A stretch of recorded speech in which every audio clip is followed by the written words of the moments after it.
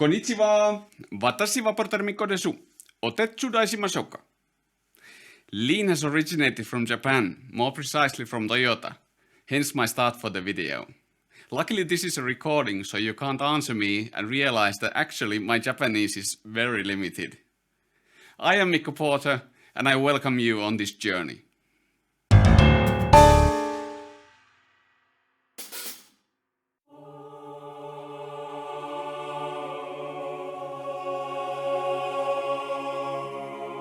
Japan is about the size of California or Finland. Taking away the inhabitable mountains, the livable area left is only about the size of Iceland. Now, thinking of the fact that over 120 million people live here, you can easily understand that using the limited resources the best way you can has been a guiding principle long before the rest of the world has been talking about sustainable development. And using your resources the best way you can is a part of Lean as well. So, I didn't bring you to Japan to admire the growth of cherry blossoms, but rather to tell you about growing your business in an efficient way. But first, I would like to tell you what Lean is not. In what situation do you have to admit, oh no, I've made a mistake. Lean is not for me or my business.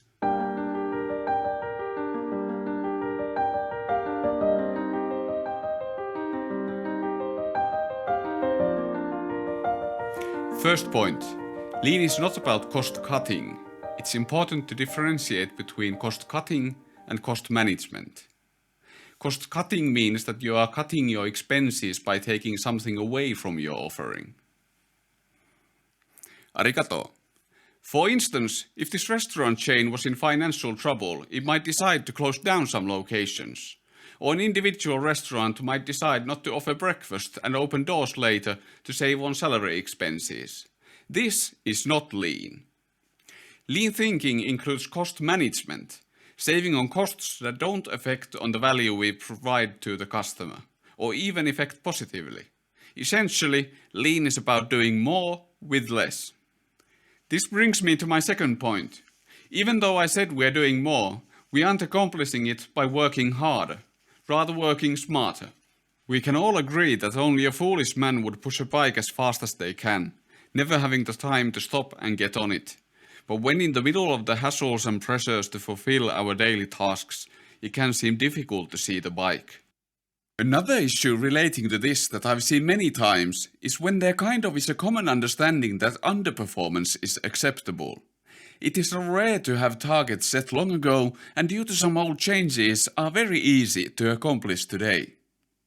If so, you should first fix how you manage work and then start with Lean. There is nothing in Lean that wouldn't work here, but any underperformance will become very clear when we continue on our Lean journey. And this way, Lean can have a negative response from people, even though the problem was lazy working ethics in the first place.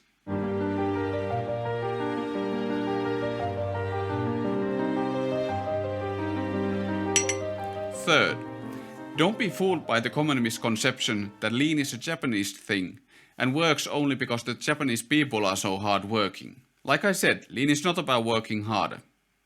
It's been fun learning about the Japanese culture, and one thing that I've learned is the concept of harmony and how important it is to preserve it. And harmony here doesn't necessarily mean some tranquil peace and quiet, more like acting like the situation requires. One Japanese guy explained harmony to me with the following example. Let's say you are at a concert and you get a headache. You still smile and have fun, or seem to have fun, to preserve harmony and not spoil the concert for others. How does this affect Lean? Well, let's say we have a problem. First of all, there are loads of problems of all different sorts preventing you from working better. So it's very important to first recognize those problems to be able to do something about them. So in Lean, we treat problems very positively. Let's say this plate is the visual representation of a problem. So, there's a problem right in front of me, and soon everybody else will see it. What should I do to preserve harmony? No, there are no problems here. Can you see a problem? I don't. No problem, is a big problem. So, it's not about the hard-working Japanese culture.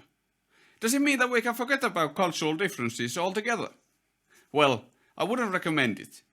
Actually, when we get to lean leadership, I'll tell you more about cultural differences and how it affects on how you should implement lean, taking into consideration the different aspects of your country.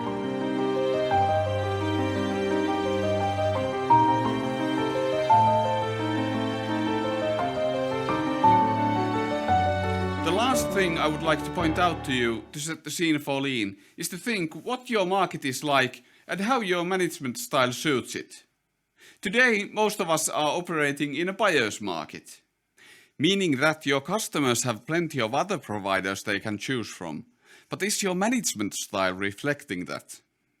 Management in a seller's market means that the service provider can choose to do things the way that is easiest for them, disregarding the needs of the customer.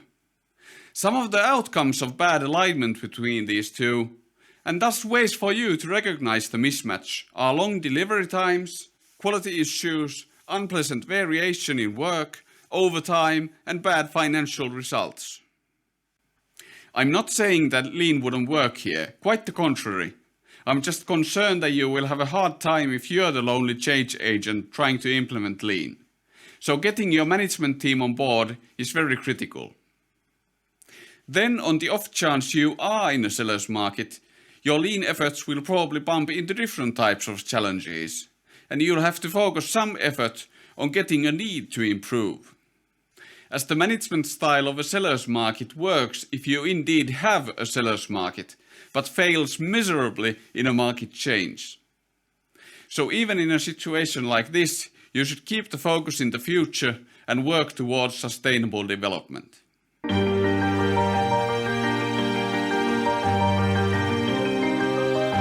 In conclusion, I hope none of these issues were deal breakers for you, as I'm sure we'll have a great time learning about lean. Once again, I welcome you to this training.